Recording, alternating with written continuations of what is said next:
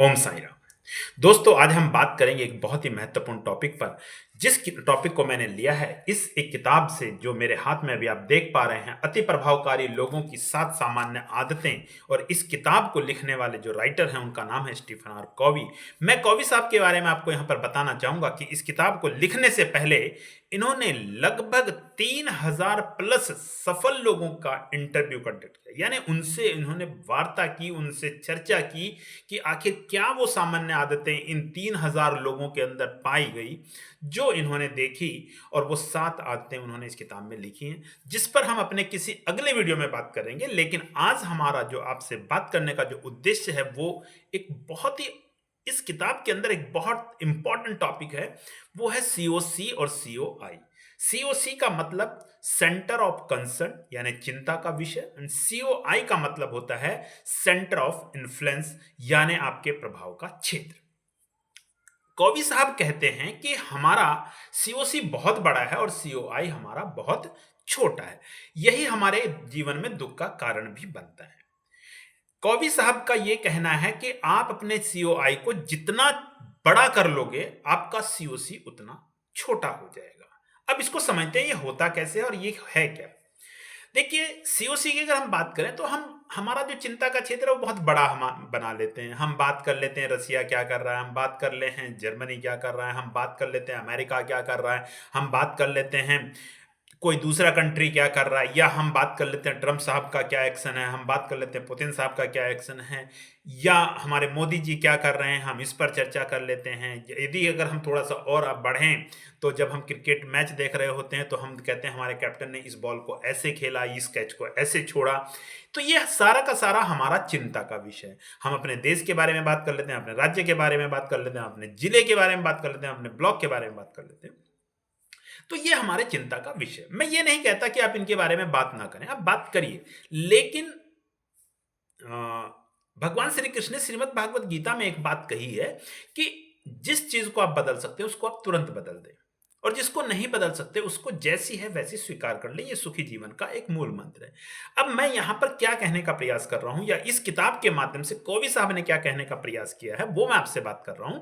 वो ये किया है कि अगर आपका सीओआई बड़ा नहीं है तो सीओसी में ज्यादा इन्वॉल्व होने से सिर्फ आपके जीवन में कष्ट होगा। आप चिंता करेंगे, अरे मोदी साहब ने तो ये कर दिया साहब, ये तो बहुत गलत किया। अरे पुतिन साहब ने साहब ये कर दिया, ये तो बहुत गलत किया।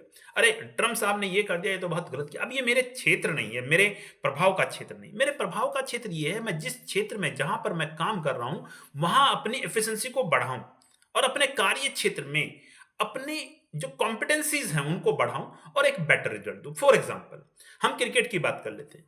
क्रिकेट खेलते वक्त हम जब क्रिकेट मैच हम देख रहे होते हैं, इंटरनेशनल मैच चल रहा है, ओडीआई चल रहा है, कोई और चल रहा है, तो हम क्या करते हैं कि हम बैठे बैठे देख रहे हैं और अचानक हम देखते हैं एक विकेट गिरता है और हम कहते हैं अरे यार इसने ये बॉल ना बहुत गलत खेली, इसको ये ऐसे खेलता। अब आप सोचिए, हम कौन हैं और हम सलाह किसको दे रहे हैं। एक इंटरनेशनल प्लेयर को हम ये सलाह दे रहे हैं इसने ये बॉल गलत खेली। अब आप समझिए, अगर इसी प्रकार से हम लोगों को सलाह देंगे तो क्या इसका फर्क क्या पड़ना, क्या वो प्लेयर हमारी बात सुन रहा है या हमारी बात सुनेगा? नहीं सुनेगा। वो सुनेगा तो अपने कोच की सुनेगा या अपने विवेक से काम लेगा।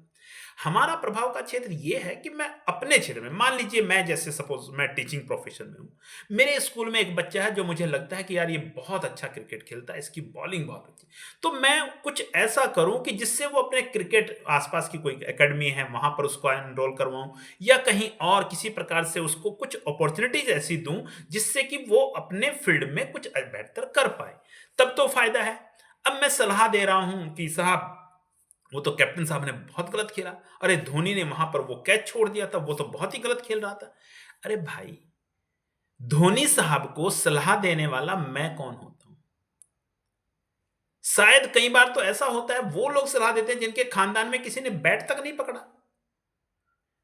मोदी साहब को वो सलाह देने बैठ देते हैं जिन्होंने कभी, मतलब उस फील्ड में कभी कोई काम सोचा ही नहीं, कभी पता ही नहीं किया। तो हमारा जो सीओसी है, हमने वो इतना बढ़ा रखा है, हर बात पे चर्चा करने में हमें लगता है कि बड़ा मजा आ रहा है। हम कहीं पर दुकान पे खड़े हो गए, पान की दुकान पे खड़े हो गए, चाय की दुकान पे बैठ करके वहां पे गप्पे मारते हुए हम कहते हैं अरे ओहो साहब ये तो मोदी साहब का डिसीजन बहुत गलत, अरे ये ट्रम्प साहब का बहुत ही गलत डिसीजन हो गया, ऐसा नहीं होना चाहिए था। क्या यह वास्तव में हमारे प्रभाव का क्षेत्र है? हमारे प्रभाव का क्षेत्र हमारा परिवार है, हमारे गली मोहल्ला है, जहां हम कुछ कर सकते हैं, जहां पर हम कुछ करेंगे तो कुछ फ्रूटफुल होगा।